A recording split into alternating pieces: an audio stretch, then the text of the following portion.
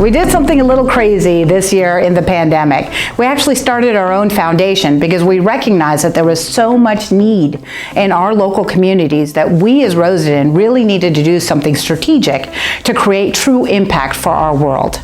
So, in this year of the pandemic, we actually doubled down on giving back to our community. We filed articles of incorporation in the state of California as well as our bylaws.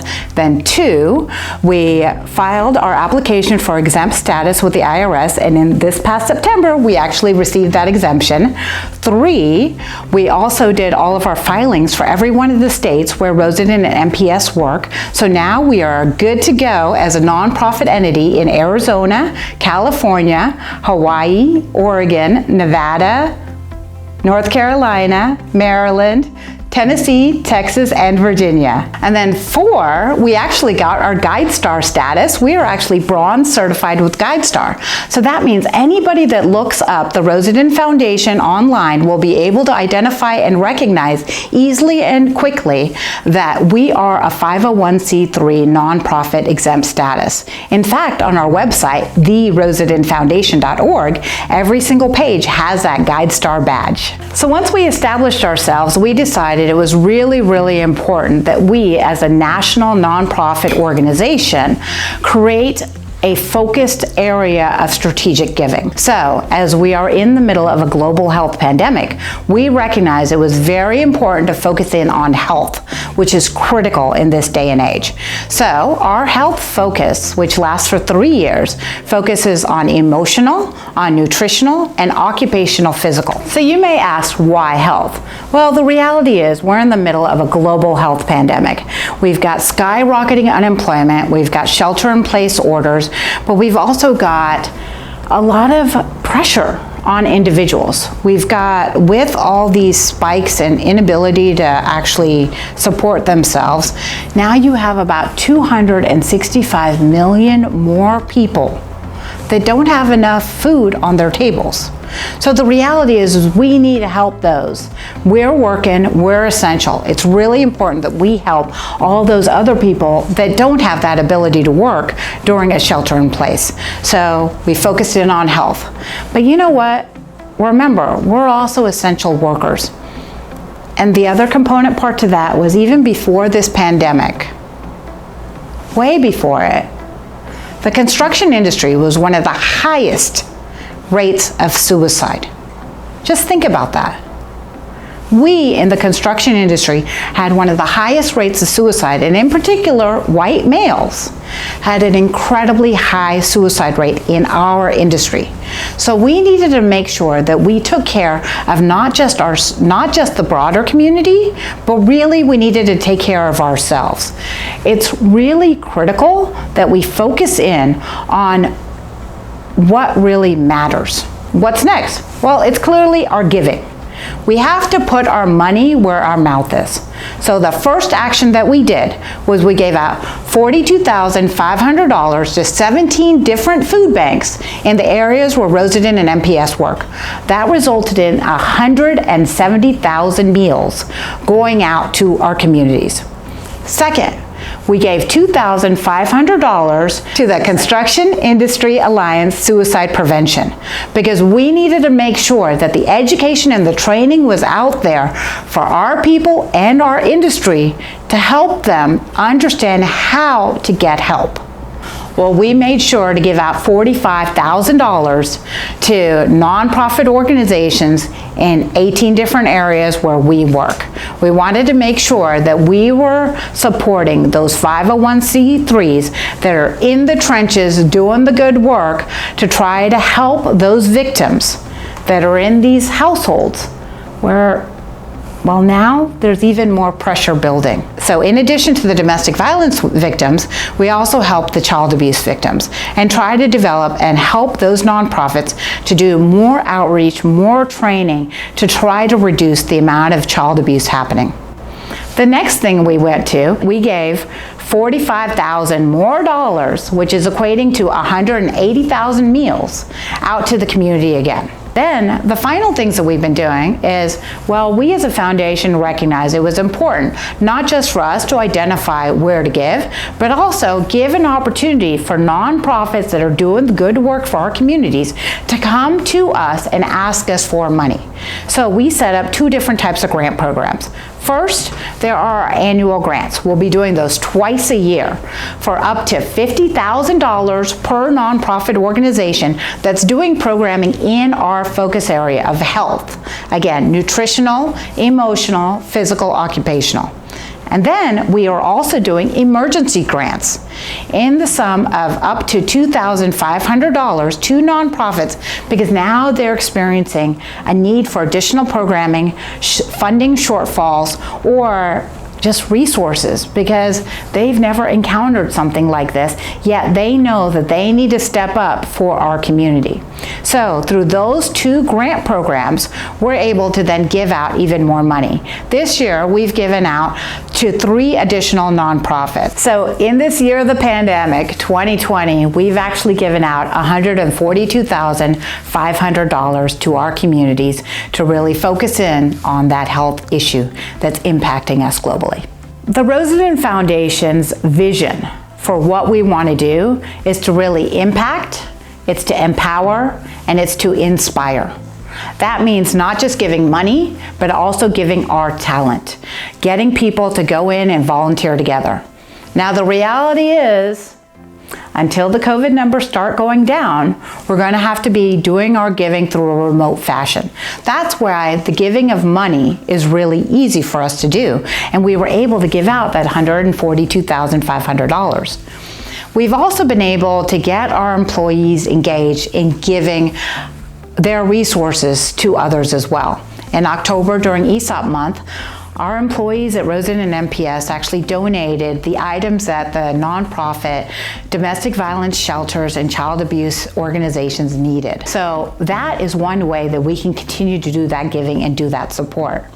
When the numbers get down, we'll make sure that we'll actually organize a national day of volunteering so that all Rosendin on the same day is giving and contributing out to our communities. So my ask for you today, the action items that I'm giving you are: 1, educate yourself and your staff about the Rosendin Foundation. Go to, again, therosendinfoundation.org and learn a little bit more about what we're doing. 2, I want you to reach out to those nonprofits that you're already working with at Rosendin and MPS, as well as who your employees are already working with, and tell them that the Rosendin Foundation is a resource available for them. Now, in your goodie boxes today, you also received stickers for the Rosendin Foundation. I want you to please put that in a prominent location so that way others will ask you what it is, and then you can tell them about our nonprofit charitable arm. You don't need to take my word for it. You can listen to this spot on national radio that talks a little bit about the contributions made by the Rosendin Foundation. 3 women in our community will suffer domestic violence. You might be surprised to know that a neighbor or a friend is suffering in silence. I'm Beverly Duke, and today we're bringing a voice to the important work being done by Family Violence Prevention Services. They provide 24-hour crisis intervention and emergency shelter to adults and children who escape their abuser. Today, when you become a sustaining member or upgrade your sustaining membership, you'll provide clothing to a child in their care, thanks to the Rosendin Foundation. To sustain TPR and help a child in need, just go online at tpr.org. And my final request to you is to please donate.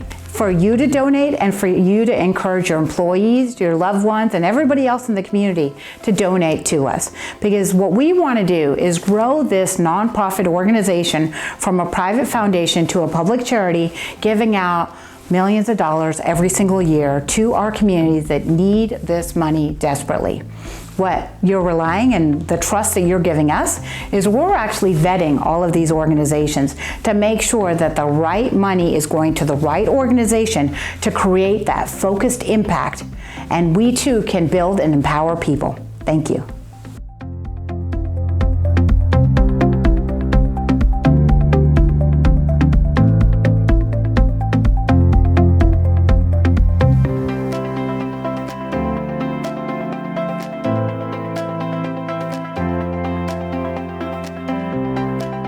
So when we started looking for board members, we were looking for people that could contribute in a unique way. And we looked for different skill sets across across the company.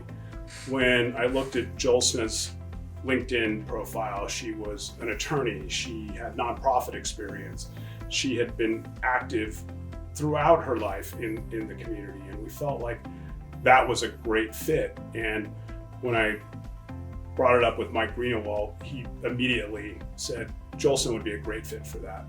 And she had a ton of energy. And what was impressive to me, or what really struck me when I talked to Mike about that, is that was what seemed to be most important through all of this process about selecting board members, was the people needed to have a lot of energy. We needed to get this done, and it was important. And that's what I was really struck with by Mike's commitment and his emphasis on this. The next person we probably looked at was Selena Brown, and she is a whiz with marketing. And I've been so impressed with her, working with her on the board of directors for the 6 months that we've been together. And she's just done such great work to make us so professional.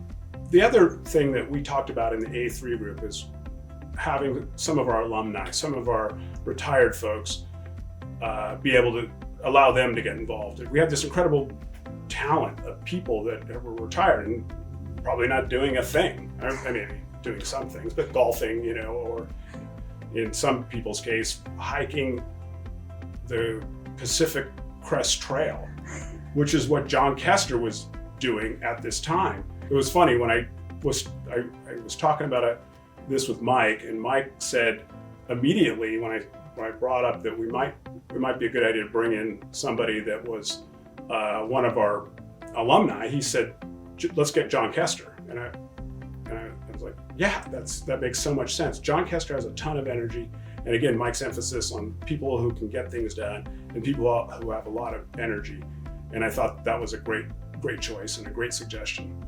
Tom Sorley had suggestion was Lisa Veer, and Lisa's sister was heavily involved in nonprofits. Lisa had a track record of building teams from scratch.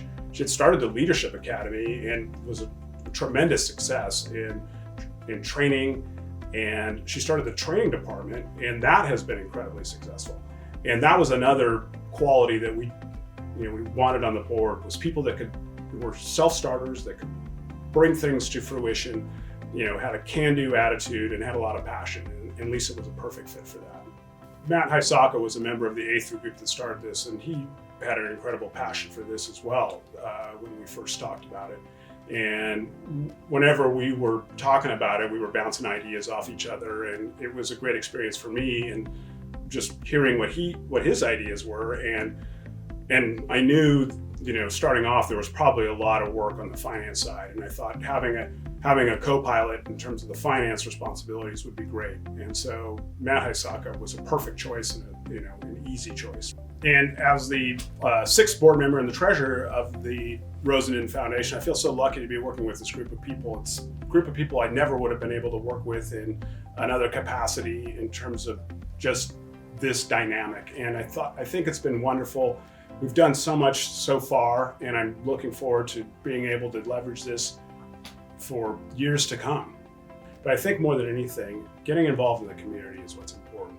I think that not only creates networks that can support communities in the future, but it also allows people to feel what's going on in the community and be able to respond to that more effectively.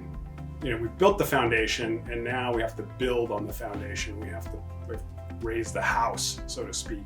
And I think that this thing the foundation can be, it can give back to the community for years, for decades. And this is just the start.